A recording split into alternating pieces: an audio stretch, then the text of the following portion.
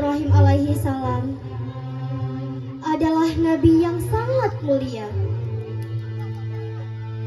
Beliau memiliki gelar Khalilullah atau kekasih Allah. Nabi Ibrahim juga termasuk Rasul Ulul Azmi yang semasa hidupnya banyak mengalami perlawanan, siksaan, dan penolakan dari kaumnya.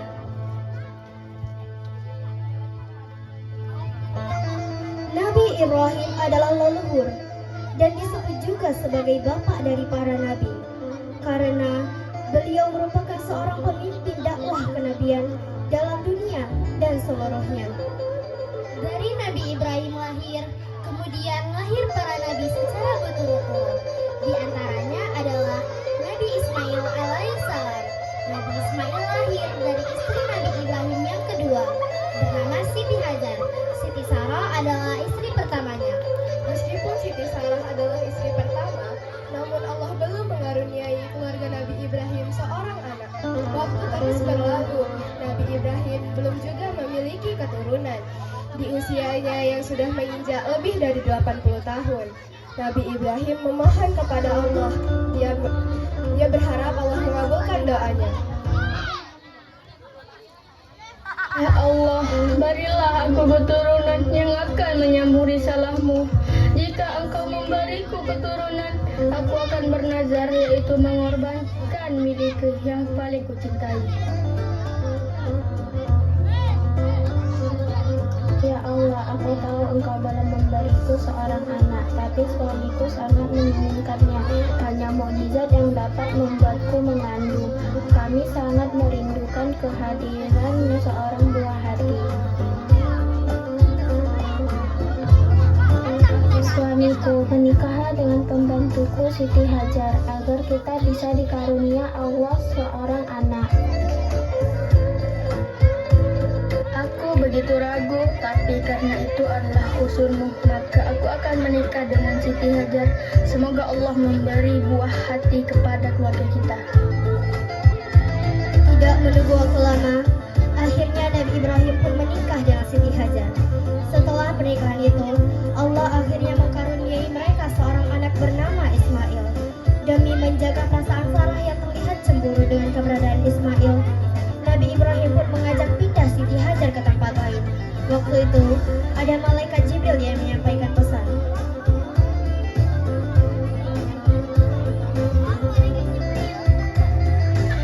Siapkan unta dan perlengkapan seperlunya. Bawalah makanan dan minuman secukupnya. Lalu pergilah dengan unta itu. Jika unta itu berhenti, maka tinggalkan mereka di tempat tersebut.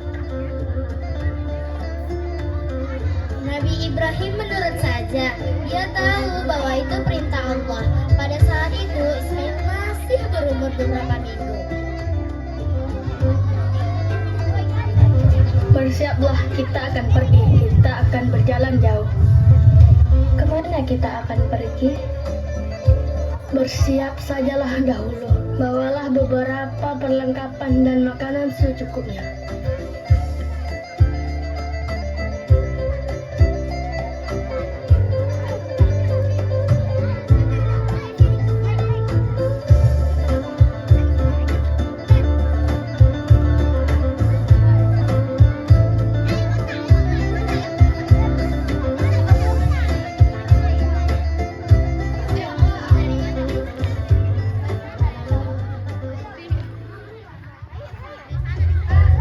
Pagi-pagi sekali, Nabi Ibrahim membawa Hajar dan Ismail pergi. Malaikat Jibril juga menyertai mereka. Mereka menyusuri lembah dan perbukitan. Tidak ada kepastian di mana mereka akan berhenti. Karena perintah Allah, mereka berhenti jika unta mereka berhenti. Ketika tengah hari, mereka tiba di sebuah lembah gersang. Tidak ada rumah orang, tumbuhan, dan sumber makanan minuman. Hanya padang pasir dan batu-batuan besar.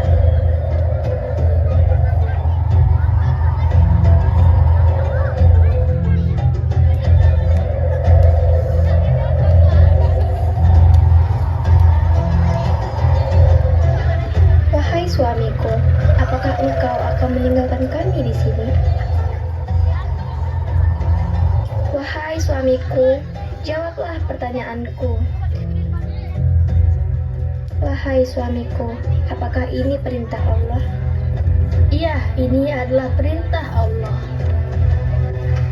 Alhamdulillah, aku lega jika ini perintah Allah.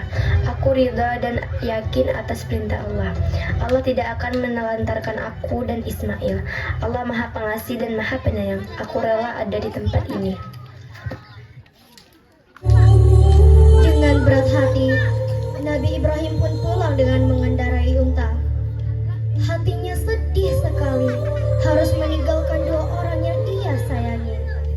Namun perintah Allah, Nabi Ibrahim sabar dan tawakal. Ketika sudah jauh, Nabi Ibrahim berdoa.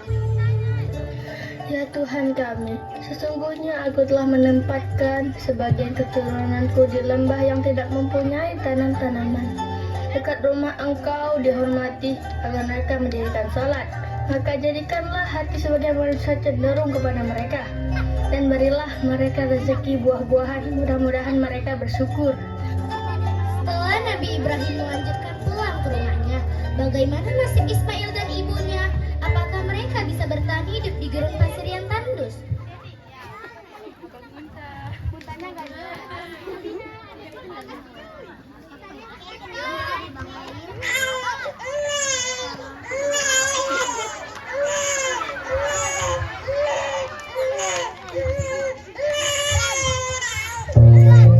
Ismail bayi menangis kehausan, sedangkan tidak ada sumber air di sana. Ibunya berusaha mendiamkannya. Dia mendaki Bukit Safa, tidak ada air. Dia mendaki Bukit Marwah, ternyata juga tidak ada air. Ia mendaki Bukit Safa dan Marwah bolak-balik sampai 7 kali.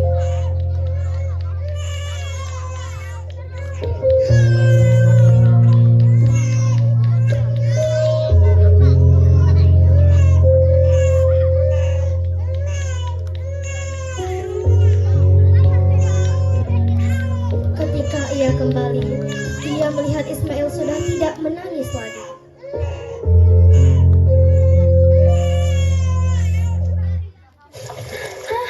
Ada apa dengan Ismail? Masya Allah nak, ada mata air dari tanah yang kamu pukul dengan kaki mungilmu. Ibu senang sekali, airnya sungguh melimpah. Agar air ini tidak habis, ibu akan menggali tanah dan mengumpulkan batu dan membuat seperti sumur. Zam-zam, zam-zam.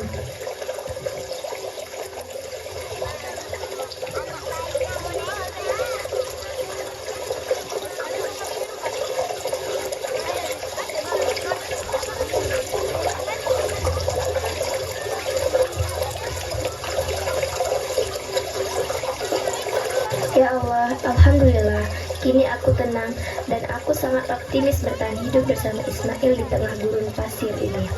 Terima kasih ya Allah. Lokasi tempat Hajar dan Ismail bukan jalur yang sering dilewati para musafir. Namun pada suatu hari, ada suatu kelompok yang tersesat.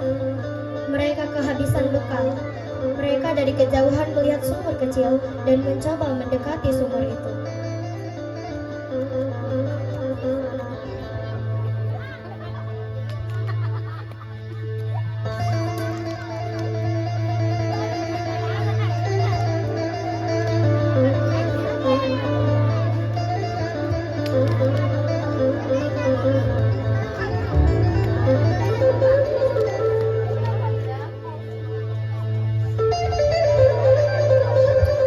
Wahai saudari, siapa kamu? Lalu siapa bayi ini? Kenapa wajahnya bersinar seperti bintang? Pasti ini bukan bayi biasa. Saya Siti Hajar, ini Ismail bayi saya, ayahnya Ibrahim. Allah menempatkan kami di sini melalui suamiku. Apakah kalian tersesat? Iya, kami tersesat. Kalau begitu, minumlah air zam-zam ini. Bolehkah kami membawa keluarga kami dari daerah Jurhum? Beberapa waktu kemudian, Nabi Ibrahim mengunjungi Hajar dan Ismail. Dia terkejut dengan keramaian di sana. Istrinya pun menceritakan semuanya. Ismail Ibrahim bersujud karena bersyukur atas karunia Allah. Atas izin Allah, tempat itu menjadi suatu kota yang baru. Itulah sekarang yang menjadi kota Mekah.